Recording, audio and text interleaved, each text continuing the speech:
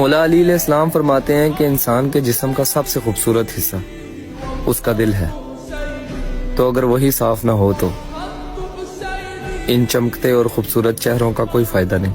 اور مولا علی علیہ السلام فرماتے ہیں کہ کسی کے ساتھ برا کر کے اپنی باری کا انتظار ضرور کریں، کیونکہ جب قسمت تھپڑ مارتی ہے تو وہ منہ پر نہیں روح پر لگتا ہے۔ اور مولا علی علیہ السلام فرماتے ہیں کہ امید کبھی مت چھوڑنا، کیونکہ کمزور تمہارا وقت ہے، تمہارا رب نہیں۔